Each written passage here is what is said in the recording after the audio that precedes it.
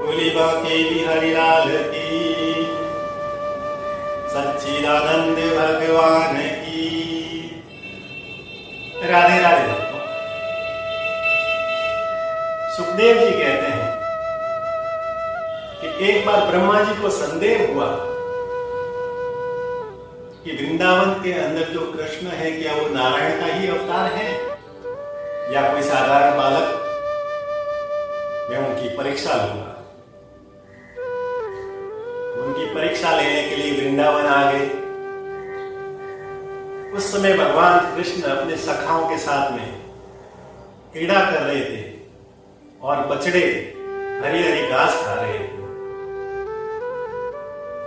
जहां पर भगवान अपने सखाओं के साथ में क्रीड़ा कर रहे थे और हरी हरी घास खा रहे थे, ब्रह्मा जी ने उन समस्त सखाओं को और गाय के बछड़ों को हरण कर लिया और अपने ब्रह्म लोक के अंदर ले जाकर माया की सैया के ऊपर उनको सुला दिया। और ब्रह्मा जी ने सोचा कि यदि ये भगवान है तो मेरी जो ये माया की है, वो बछड़े ये सखा यहां से जो हरण किए उनका उनके ऊपर कोई असर नहीं पड़ेगा।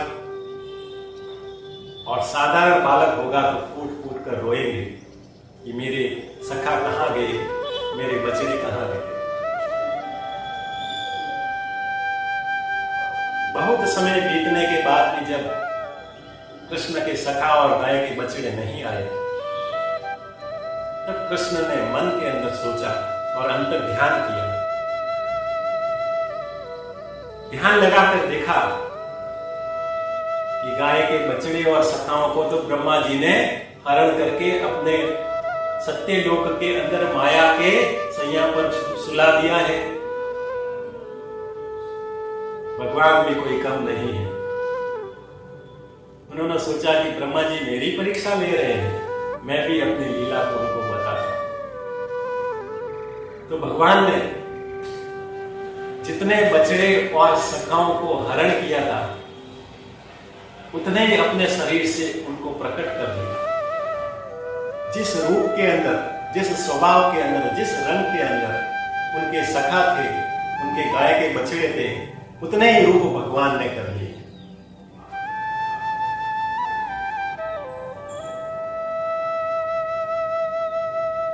इस प्रकार का करने का भगवान का एक और भी लीला थी, क्योंकि जितने भी गोप ग्वालिक थे उन सबकी ये इच्छा थी कि मेरा भी ऐसा पुत्र हो, मैं भी अपने इस प्रकार के पुत्र के साथ में मैं वात्सल्य करूं। तो भगवान ने अपना रूप उनके पुत्र के रूप में बनाकर गोप ग्वालों के माता पिताओं को आनंदित किया और बछड़ों का रूप धारण करके उनकी गैयों को उनके पुत्र का वात्सल्य उनको प्रदान किया। बोलिए बाके बिहारी लाल की। अब हूबहू वैसा का वैसा बछड़े और सखा बनाकर 1 वर्ष तक भगवान इस प्रकार की लीला करते थे। प्रतिदिन उन सखाओं के साथ, बछड़ों के साथ में आते, क्रीड़ा करते, बछड़े हरी हरी घास खाते, शाम होती अपने घर चले जाते, अपने घर के अंदर जितने भी उनके माता पिता थे उनको आनंद प्रदान करते।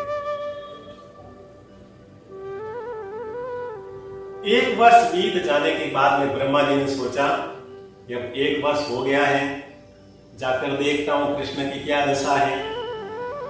1 वर्ष तक उनके बछड़े, उनके जो सखाए नहीं मिले हैं, उनकी क्या दशा हो गई है।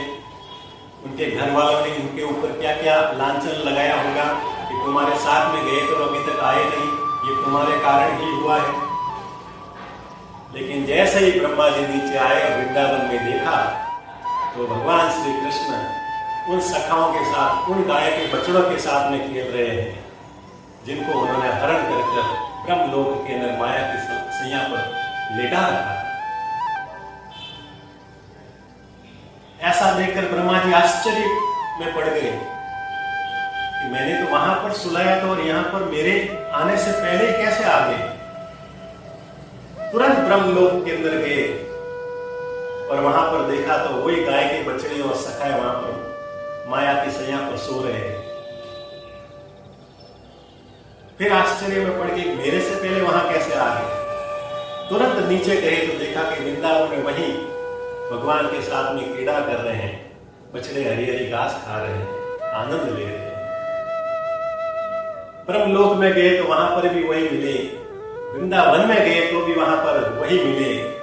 ऐसा करते करते ठाकुर जी ने सोचा कि अब ब्रह्मा जी को बहुत परेशान कर दिया, अब मुझे अपनी लीला को यही समाप्त करके अपने वास्तविक स्वरूप को इनको बताना है।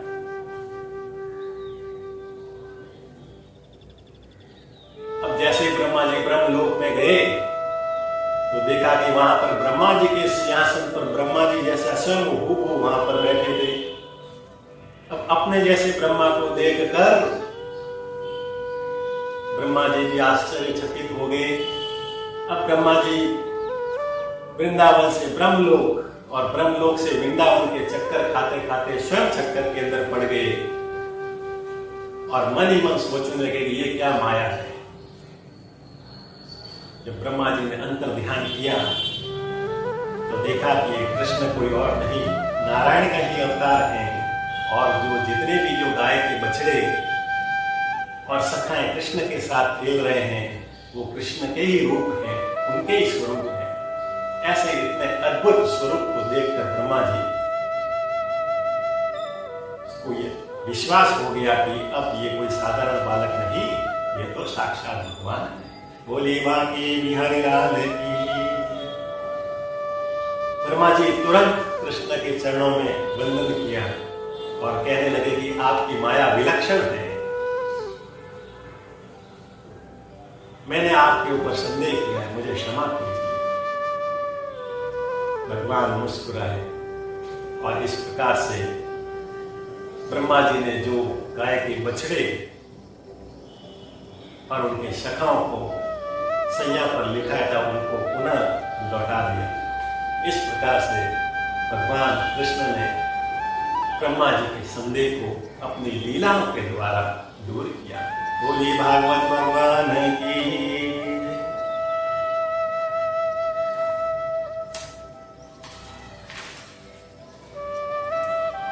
सुखदेव जी कहते हैं कि जब भगवान कृष्ण 6 वर्ष के हो गए तब एक बार नंद बाबा ने कृष्ण को बुलाकर कहा, हे कृष्ण, हे कन्हैया, तुम अब बड़े हो गए, अब तुम्हें खेलने की केवल उम्र नहीं रही है, अब तुम्हें कुछ काम वाम भी करना चाहिए। तो कन्हैया ने कहा, बताइए बाबा मुझे क्या करना है, आप जो कहोगे वे मैं काम करूंगा, राधे राधे। तब नंद बाबा ने उनको गैयों को चराने का काम सौंप दिया।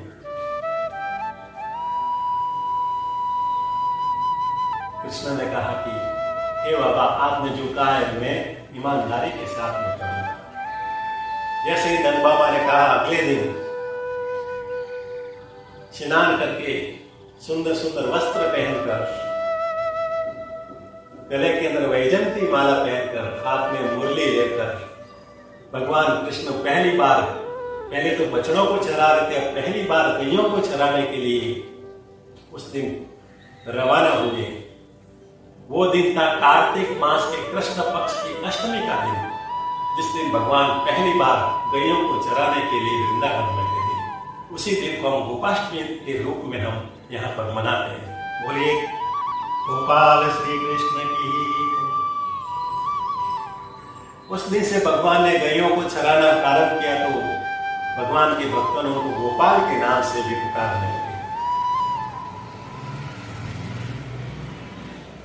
अब जब वन के अंदर गैयां घास चरने के लिए बहुत दूर दूर तक चली जाती तो कृष्ण उसको लेने के लिए पीछे नहीं जाते, वो तो कदम के पेड़ के ऊपर बैठकर प्रेम से मुरली बजाते और उनकी मुरली की धुन सुनकर, मुरली की आवाज सुनकर वो जो गैयां हैं वो आवाज के पीछे पीछे वहां पर आ जाती जहां पर भगवान कृष्ण कदम के पेड़ के ऊपर मुरली बजा रहे। जब शाम हो जाती तो सभी गैयों को लेकर जब पुनः अपने घर की ओर निकलते हैं तो गैयों के खुर से जो धूल उड़ती, जिसे हम गौधनी बेला कहते हैं, वो धूल पूरे कृष्ण के शरीर के ऊपर लग जाती, और शरीर के ऊपर लगने के कारण जब जितने भी जो वृंदावन वासी हैं भगवान कृष्ण के ऐसे स्वरूप को देखकर बड़े ही आनंदित होते हैं। बोलिए गोपाल कृष्ण की।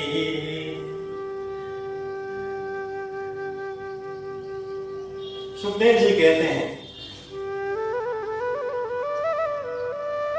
कि जब कलयुग आएगा तो गायों की दशा बड़ी दयनीय है, और हम आज देखते भी। भक्तों, ये गाय केवल एक पशु नहीं, ये गाय तो हमारी माँ के समान है। हमारी जन्म देने वाली माँ तो केवल हमें 6 महीने तक दूध पिलाती है, परंतु गाय माता हमें जीवन भर दूध पिलाती है। इसलिए गाय को केवल पशु नहीं, गाय तो हमें अपनी माँ के समान माँ ही समझना चाहिए। बोलिए गौ माता की।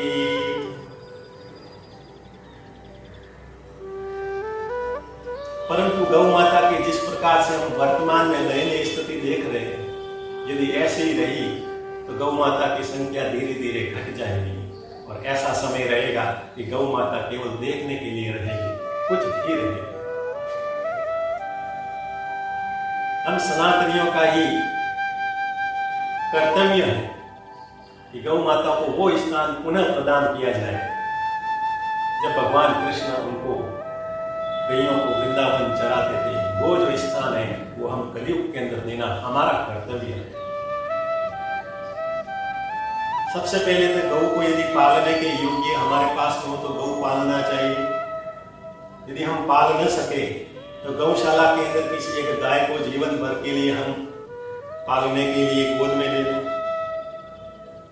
उनके पालने की जिम्मेदारी ले लें।